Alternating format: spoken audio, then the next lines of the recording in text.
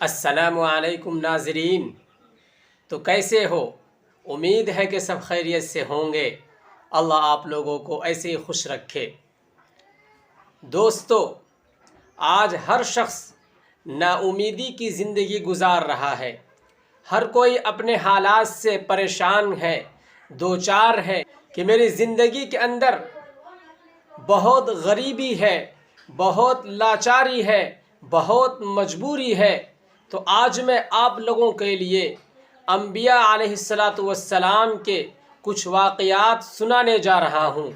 دوستو، اس وقت کو یاد کیجئے کہ جب حضرت مریم علیہ السلام کو حضرت مریم علیہ السلام کا قصہ پڑھا تو مجھے ان کی برداشت پر رشک آیا۔ پھر اسے اپنے لیے سوچا کہ اگر یہ سب میرے ساتھ ہوتا تو کیا ہوتا، تو میرے رونگٹے کھڑے ہو گئے۔ جو لوگ ان کو باتیں سناتے تھے اگر میرے اوپر ہوتی تو کیا ہوتا، جو ایک ناقابل برداشت تھی۔ میں نے حضرت آسیہ رضی اللہ عنہا کا قصہ پڑھا جو کہ فرعون کی زوجیت میں تھی، تو ان کے صبر پر رشک آیا۔ اگر آج ہماری کسی بہن کا شوہر انہیں کچھ کہہ دے تو بول بول کر آسمان سر پر اٹھا لیتی ہے۔ حضرت ابراہیم علیہ السلام کی پیدائش ہی بت تراش کے گھر میں ہوئی، یعنی بت بنانے والے کی گھر میں ہوئی۔ ان کے باپ خود بتوں کو بناتے تھے اور بیچا کرتے تھے، گھر سے نکال دیے گئے۔ ابراہیم علیہ السلام کو گھر سے نکال دیا گیا۔ اپنا باپ ہی بیٹے کو جلانے کے لیے لکڑیاں اٹھا اٹھا کر لاتا تھا، لیکن امتحان میں جب کامیاب تو ویران بیابان میں اکلوتی اولاد کو چھوڑا۔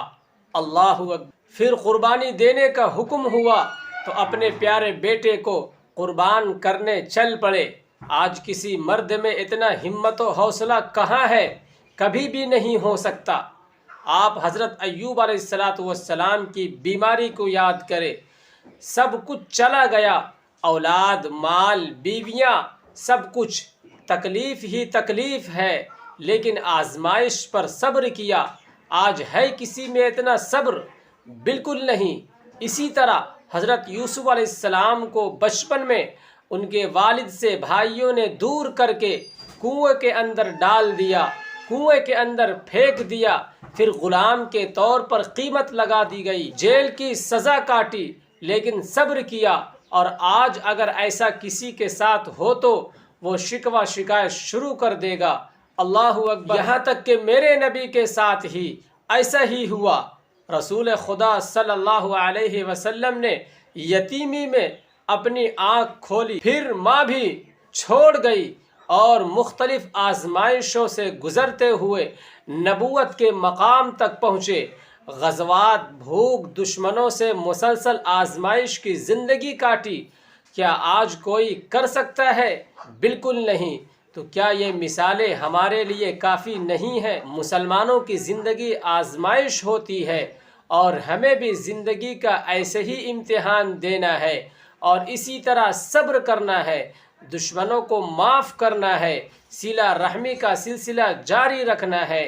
قرآن شریف میں اللہ تبارک و تعالی ارشاد فرماتا ہے، وَلَنَبْلُوَنَّكُمْ بِشَيْءٍ مِّنَ الْخَوْفِ وَالْجُوعِ وَنَقْصٍ مِّنَ الْأَمْوَالِ وَالْأَنفُسِ وَالثَّمَرَاتِ وَبَشِّرِ الصَّابِرِينَ۔ سورہ بقرہ کی آیت نمبر 195، جس کا ترجمہ ہے، اور ہم تم کو کسی نہ کسی طرح تمہاری آزمائش ضرور کریں گے، دشمنوں کے ڈر سے، بھوک پیاس سے، مال و جان سے اور پھلوں کی کمی سے، اور ان پر صبر کرنے والوں کو خوشخبری دے دیجئے۔ ہاں، واقعی یہ زندگی گرم صحرا کی تپتی ہوئی دھوپ کی مانند ہے، اور ہمیں گرم ریت پر لیٹ کر، سینے پر بھاری بھرکم پتھر رکھ کر، بوجھ اٹھا کر، کبھی کچھ اس سے بڑی آزمائش ہو، سلگتے ہوئے کوئلوں پر لیٹ کر، چمڑی جلا کر امتحان دیتے ہوئے، بس احد احد پکارنے والا، کیا آپ بلال کو بھول گئے؟ جنت ایسے ہی نہیں مل جاتی۔ مومنوں کی سنت پر چلنا، صبر کے ساتھ آزمائش پر پورا اترنا ہوگا، تب جا کر کے ہمیں جنت جیسی عظیم نعمت ملے گی۔